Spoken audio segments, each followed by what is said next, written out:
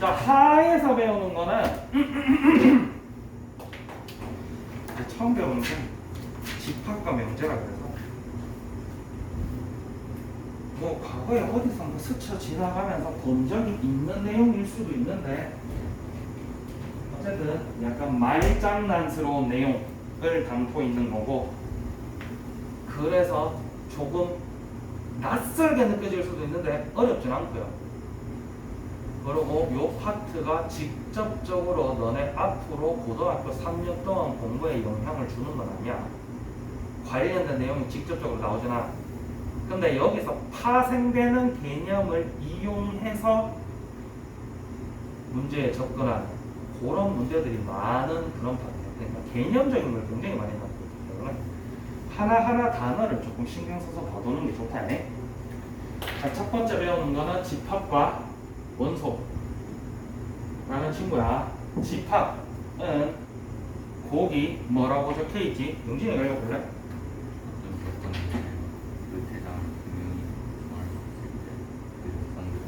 그 대상을 분명히 정할 수 있을 때, 예를 들면 모임이야. 모임. 사소중학교 3학년 일반 학생들의 모임이라면 이 모임의 구성원들을 정확하게 알 수 있지. 맞지? 요런 거를 우리가 집합이라고 그래. 마냥 키 큰 사람들의 모임 이러면은 기준이 굉장히 주관적이잖아. 그지? 객관적인 기준을 갖고 구성원들을 알 수 있을 때만 집합이라 한다. 그리고 이 구성원들을 뭐라? 밑에 원소에 넣어. 응징 읽어봐. 집합을 이루는 이게 뭐다? 원소. 내용은 어렵진 않지, 그지? 자, 여기 원소에 보면은 저 오른쪽에 보라색으로 기호가 적혀 있어.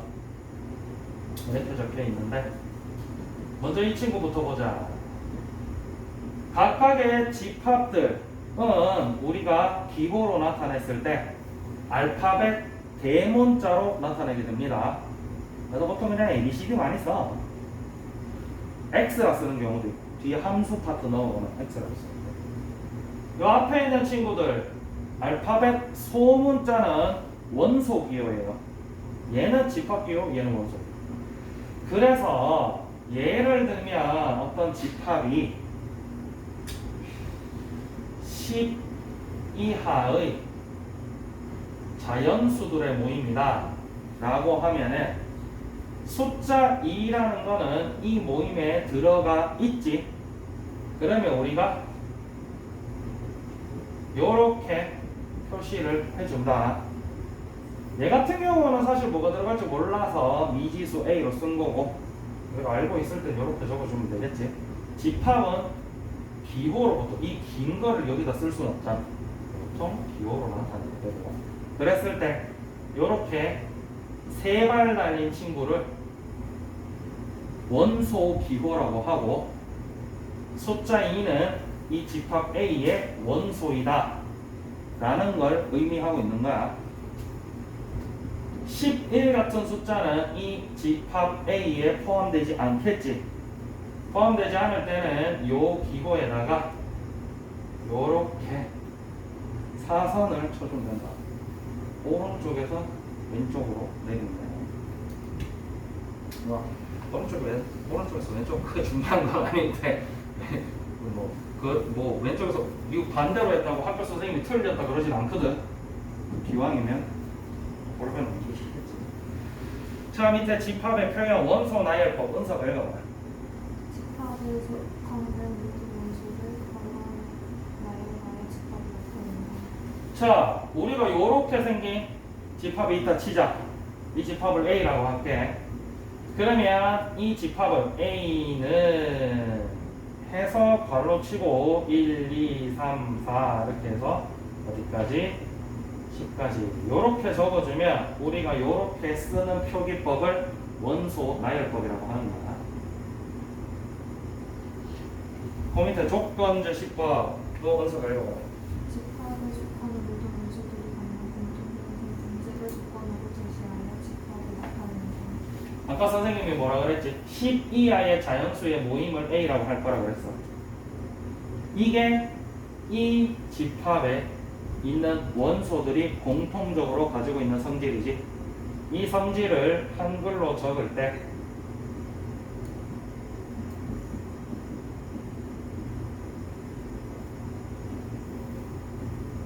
요렇게 적게 되는데, 요렇게 적어놓은 걸 역시나 표기법을 조건 제시법이라고 하고, 조건 제시법을 적을 때는 중요한 게 있어.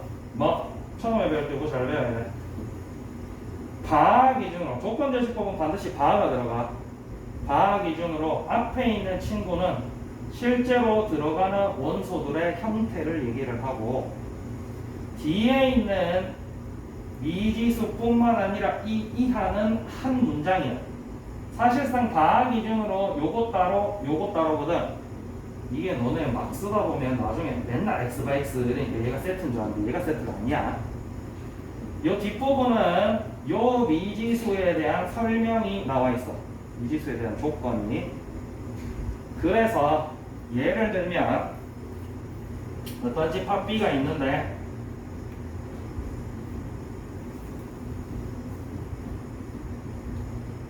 이렇게 할까?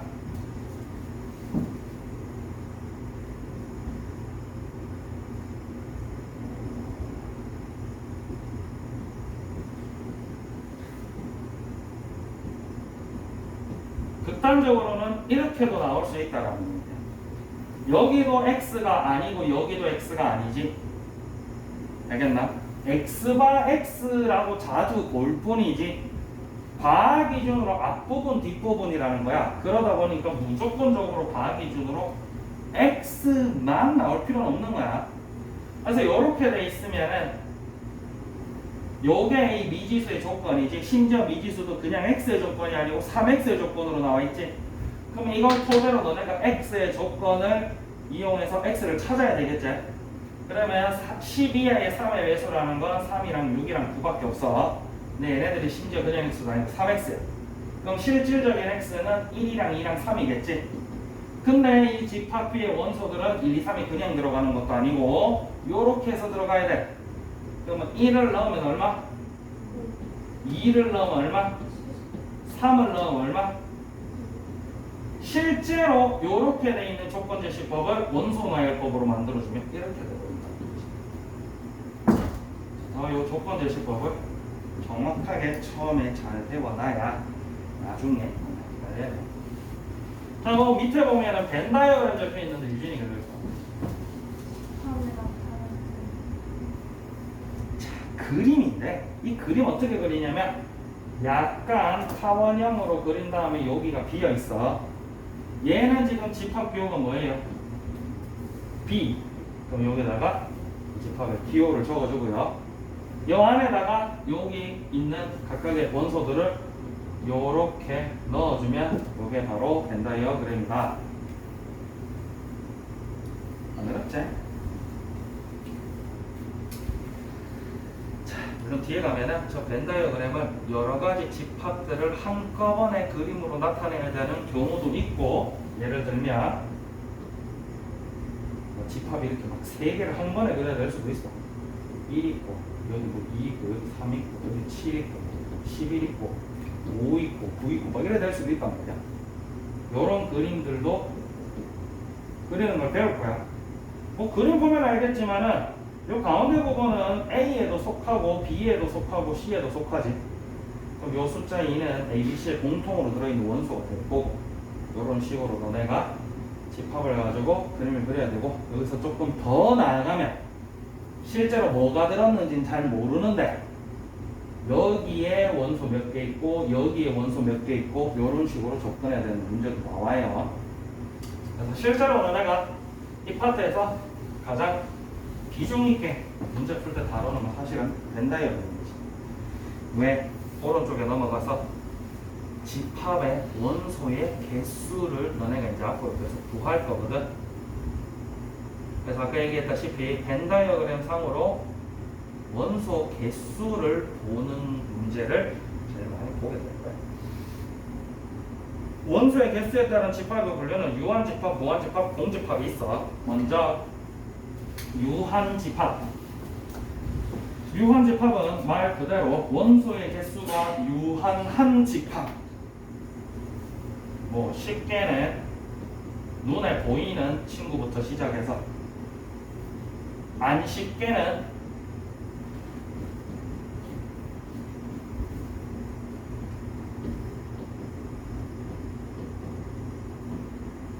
이렇게 나올 수도 있겠지. 물론 이거를 직접 세겠다고 맘먹으면 10만 개를 어느 세월에다 세겠어. 맞나? 그렇지만은 셀 수 있느냐 없느냐. 세기 힘드냐를 묻는 게 아니야. 셀 수 있느냐 없느냐. 그런데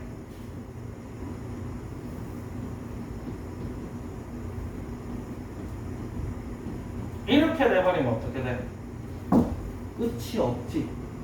몇 개인지 알 수가 없단 말이야. 요런 게 뭐다? 무한집합. 요런 애들이 무한집합. 혹은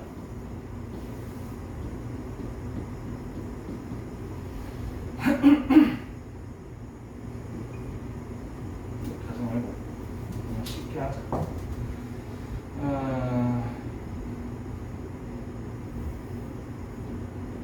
우리 가정을 이렇게 할까? 제일 쉽. 이렇게 돼 있으면 자연수라는 건 1 미만의 자연수는 절대로 없지. 맞지? 이러면 이 친구는 원소가 있어 없어? 없단 말이야. 이 친구를 뭐라 그러냐면 공집합이라고 그러고, 이 친구는 기호가 따로 있어.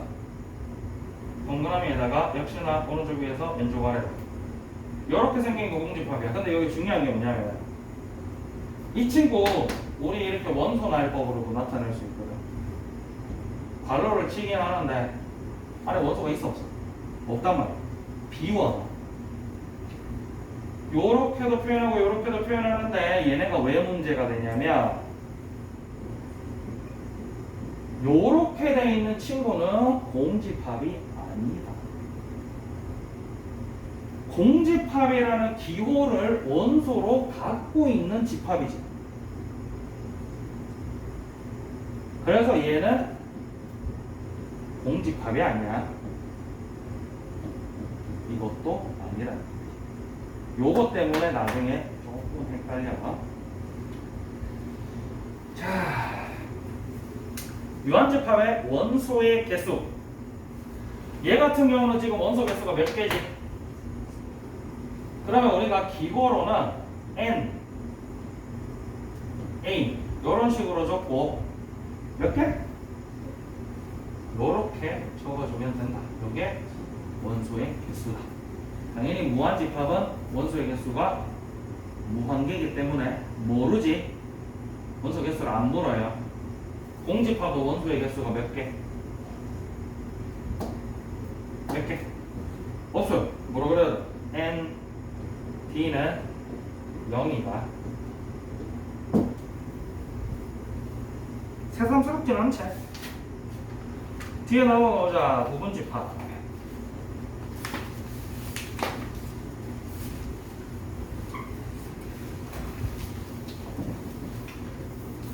어떤 집합 A가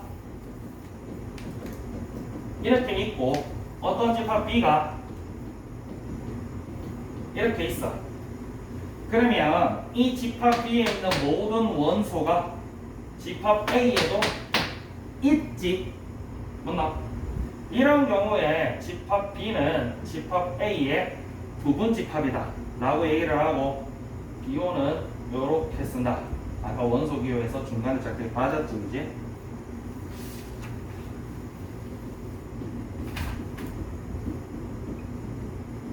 얘 같은 케이스는 여기 있는 원소가 모두 여기에 있나? 없지. 그러면 부분집합이 성립이 안 되겠지? 아닐 때는 역시나 짧게 읽어줍니다. 요게 부분집합. 부분집합. 유진이 뭐 밑에 읽어봐봐요. 이 위에 대해서.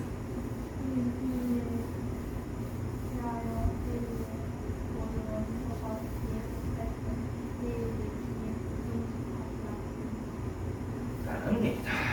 옆에 보면은 그림, 저 그림 이름이 뭐라고? 벤 다이어그램. 또 옆에 있지? 저렇게 그리면 되는데 얘 같은 경우는 좀 디테일하게 그려볼까?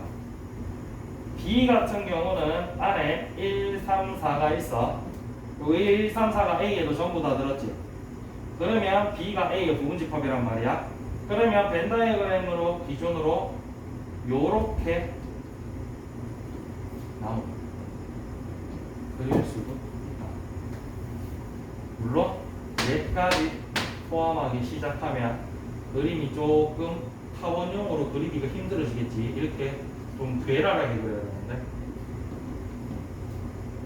물론 이거를 타원형으로 예쁘게 그리는 문제도 나오긴 하는데, 이렇게 부분집합 들어있는 걸 이렇게 억지스럽게 그리는 문제는 잘 없어. 부분집합의 성질. 자, 첫 번째 제일 중요한 거. 자, 우리가 요렇게 1, 3, 4 라는 원소를 가지고 있는 집합 B의 부분집합들을 한번 구해보면, 그냥 1이라는 원소만 가지고 있는 친구도 얘의 부분집합이 되겠지. 요렇게 생긴 친구도 부분집합이 될 거고, 얘도 될 거고, 얘도 될 거고. 이때 중요한 건 항상 반드시 집합들은 다 요 괄호를 쳐줘야 돼. 물론 나중 가면은 이렇게 괴랄한 집합들도 나오기 시작하는데, 요거 같은 경우는 이 집합표에 있는 이거 자체가 원소랍니다. 어떻게 보면 부분집합이랑 생김새는 똑같지? 그런데 이거 자체를 원소로 갖고 있는 집합이다라는 얘기거든. 그래서 문제 볼 때마다 이제 점점 문제가 괴랄해져. 근데 여기서는 대단히 괴랄한 문제는 안 나와. 요런 친구도 부분집합이 있을 거고, 요런 친구도 있을 거고, 마지막으로 요런 친구도 있겠지. 그렇지만 모든 집합의 부분집합에는 반드시 공집합도 포함된다. 얘는 원소가 없잖아. 없으니까 당연히 여기에 있는 모든 원소가 여기에도 있겠지. 이거 무슨 말장난이지, 그지? 그래서 그냥 개념으로 외워두는 게 더 좋을 수도 있어. 공집합은 무조건 모든 원소의 부분집합이다. 그러다 보니까 문제가 아주 괴랄해져. 어떻게? 어떤 집합 A가 저기 적혀있는, 선생님이 여기다가 문제를 더 괴랄하게 낼게. 막 이것도 있고, 이것도 있고, 얘도 있고, 얘도 있고, 얘도 있어. 집합이 이렇게 괴랄하게 생긴 집합들이 나와요. 여기서는 뭐 이렇게까지 괴랄한 문제는 안 나오는데 따로따로 나온 문제를 합쳤다고 생각을 하면 돼. 이러면 당연히 이 공집합이라는 거는 A의 부분집합이 돼. 이거는 무조건 불변의 진리야. 공집합은 모든 집합의 부분집합이라고 그랬으니까. 그런데 이 친구가 원소로도 들어있지. 맞나? 그러면 이렇게도 적을 수 있고요. 왜? 여기 원소로 들어있으니까. 또 이렇게 생긴 친구가 A의 부분집합이기도 한 거야. 왜? 여기 있는 원소가 여기도 있으니까. 맞나? 문제가 이렇게 괴랄하게 나와요. 마찬가지 3, 4, 5라는 원소들이 있지. 3이라는 친구가 A의 원소기도 해. 3이라는 친구가 원소로 들어있으니까 당연히 이렇게 생긴 친구가 A의 부분집합이기도 하겠지. 근데 이거 똑같이 생긴 친구가 원소로도 들어있어. 이렇게도 쓸 수 있게 돼버리고. 그래서 선생님이 이 파트가 약간 말장난 같은 파트야. 그래서 토시 하나를 정확하게 보고 문제 풀 때도 토시 하나를 정확하게 보는 게 좋아. 마찬가지 4랑 5 이 친구들 둘 다 여기 들어있잖아. 그래서 4도 A 원소고 5도 A 원소야. 그지? 그리고 이렇게 4, 5 돼 있는 친구가 여기 있지? 얘도 원소인 거야. 근데 4, 5라는 원소가 여기 있었잖아. 이게 부분집합이기도 한 거야. 이런 식으로 정확하게 원소와 부분집합의 개념을 정확하게 분리를 해둬야 된다. 알겠지? 문제를 풀다 보면 조금 아니면 좀 많이 잘릴 수도 있다. 자, 이게 부분집합이고, 그래서 이제 가장 중요한 부분집합의 성질은 공집합은 모든 집합의 부분집합이다라는 거고, 그리고 역시나 자기 자신을 부분집합으로 가지기도 해. 아까 선생님이 뭐 145인지 145인지 기억은 안 나는데 뭐 이런 집합이 있다 쳤을 때 적어줄 때 공집합도 적고 맨 마지막에 145도 적었지, 그지? 자기 자신도 부분집합이 될 수 있다. 왜? 여기 있는 원소가 여기 다 있으니까. 여기 하나는 빠졌네. 자, 그 다음에 어떤 집합 A가 B의 부분집합이래. 그리고 이 B랑 집합이 C의 부분집합이래. 그러면 당연히 이 A는 C의 부분집합이 되겠지. 벤달그램으로 그리면 얘가 B 안에 들어있고 이 B는 또 C 안에 들어있으니까 당연히 A는 C 안에 들어있겠지. 그리고 또 오른쪽에 나오는 서로 같은 집합에 연결되는 건데, 어떤 집합 A가 B의 부분집합이래. 근데 B도 A의 부분집합이래. 이게 두 개 동시에 만족하려면 얘네 둘이가 서로 같을 수밖에 없겠지. 자기 자신도 부분집합이 된다 그랬잖아. 근데 얘도 얘 부분집합, 얘도 얘 부분집합 되려면 얘네들이 원소가 같은 원소를 가지고 있어야 되겠지. 그런 방법이 없어요. 그게 이제 서로 같은 집합이야. 두 집합의 AB에 대해서 A가 B의 부분집합이고 B가 A의 부분집합일 때 A와 B는 서로 같다고 한다. 그럴 때 같다 라고 이렇게 표기를 해줄 수 있겠지. 뭐 당연히 안 같으면 또 사선 하나 꺼주면 되고. 그 다음 부분집합의 개수.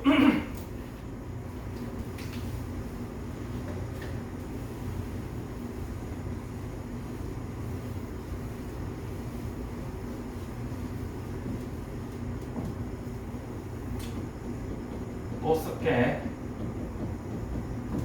145 또 쓸게. 요 145라는 친구의 부분집합 개수를 구해보도록 하자. 아까 얘기했다시피 공집합이 있을 거고 1개짜리 3개 나올 거고 2개짜리 3개 나올 거고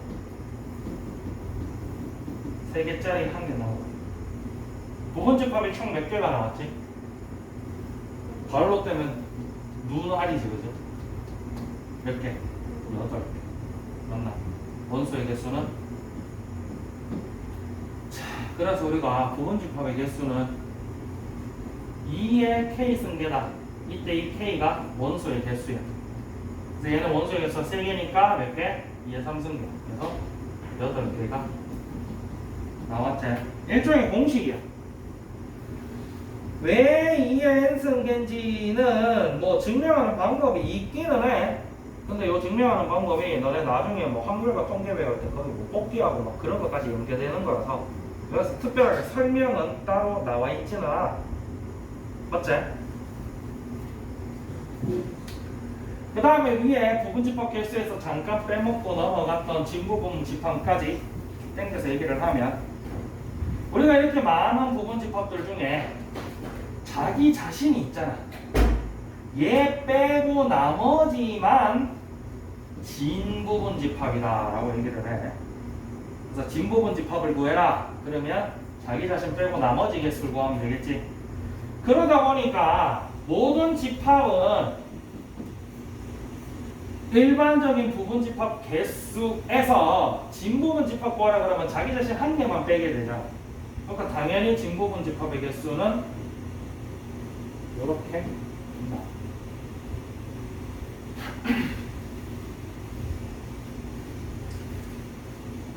이번에 밑에 특정 원소 K를 특정 원소 L을 이라고 나오죠. 이 친구 부분집합 개수 중에서 원소 4를 갖지 않는 부분집합의 개수를 구해보자. 원소 4를 포함하지 않는 부분집합의 개수. 그러면 원소사를 포함하지 않는 부분집합을 일단 구해보면 항상 뭐부터 나와야 돼? 공집합 먼저 나와야 되고 원소 한 개짜리. 선생님 이렇게 안 적고 띄워줄게. 그 다음에 4를 안 갖는다 그랬으니까 5만 있는 건 괜찮지. 그리고 이렇게 끝. 4를 안 갖는다 그랬으니까 그지? 끝이죠. 됐나? 그러다 보니까 원래 이 친구의 전체 부분집합 개수는 2의 몇 승? 인데 4를 갖지 않는 부분집합을 구해보니까 4 빼고 나머지 친구들만 있는 부분집합 구한 거랑 똑같아졌지. 그래서 여기 뭐라 나와 있냐면 동그라미 4에 특정한 원소 L개를 원소로 갖지 않는 부분집합의 개수는 2의 K-L이다. 얘는 3개밖에 없으니까 조금 많은 걸로 예를 들자면